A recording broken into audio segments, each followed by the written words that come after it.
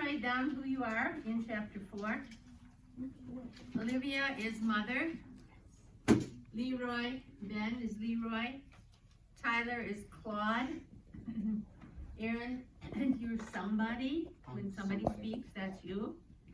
Alice is Ellie. Okay. Ralph is Craig. Emma Jean is Molly. When I speak, that's you, Ginger. Gladys, Callista, and Wyatt, Ollie. Now, we are practicing here our reading skills, I guess is what you'd say. So, ready? We are on chapter 4, but Ben, maybe you could just summarize what has happened in the first 3 chapters, basically. Oh. So, there's the Herdmans, and they're a really crazy family, and they have a scary cat.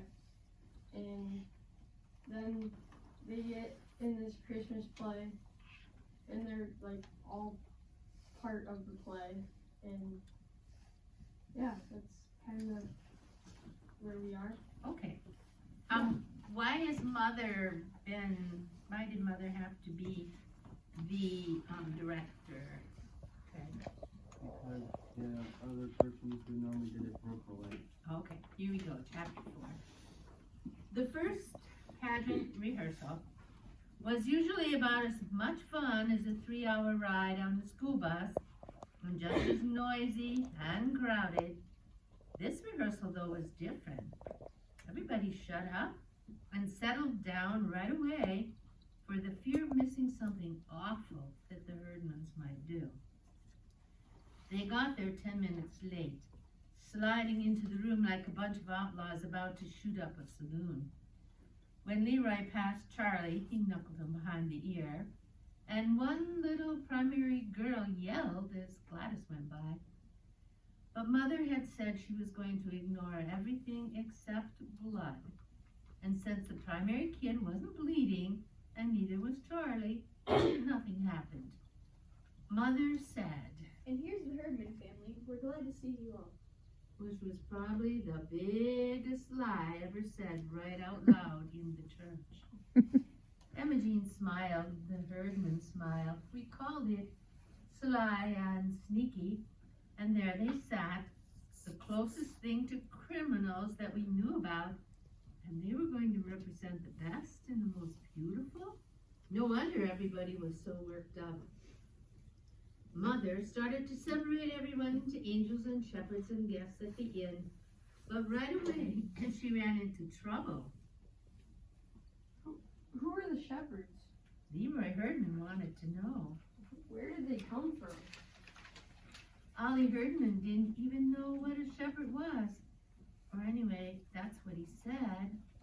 What was the inn? Claude asked. What's an inn? It's like a motel Somebody told him. where people go to spend a night. What people? Claude said. Jesus?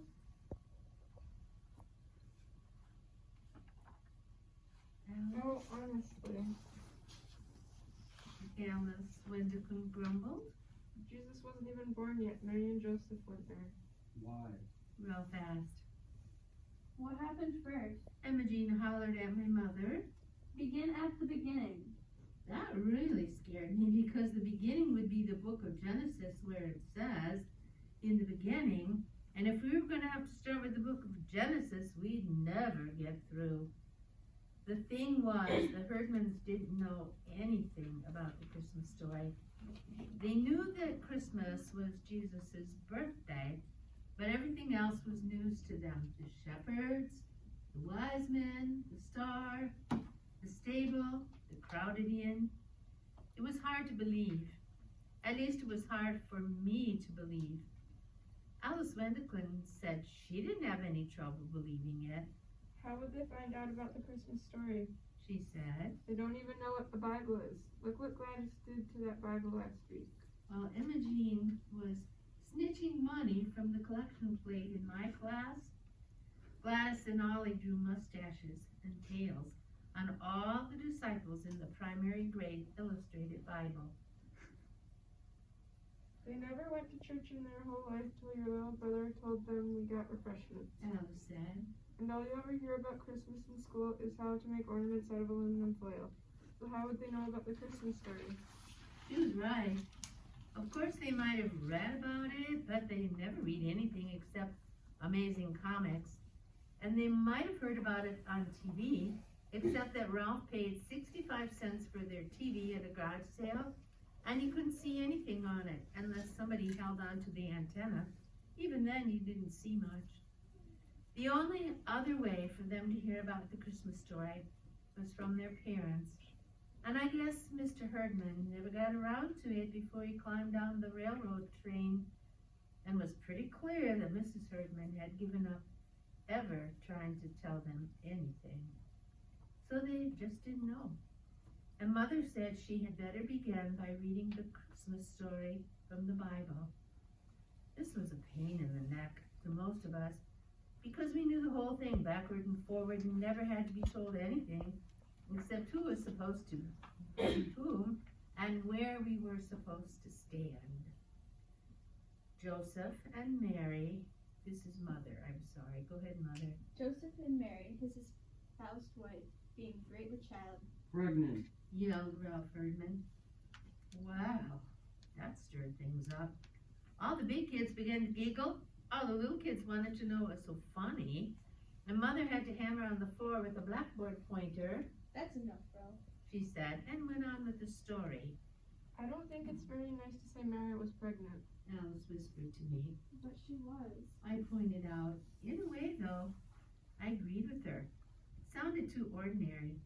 Anybody could be pregnant. Great with child. Sounded better from Mary. I'm not supposed to talk about people being pregnant. Alice folded her hands in her lap and pinched her lips together. I'd better tell my mother. I don't know what. That your mother is talking about things like that in church. My mother might not want me to be here. I was pretty sure she would do it. She wanted to be Mary, and she was mad at Mother. I knew it too, that she would make it sound worse than it was, and Mrs. Wendelken would get madder than she already was.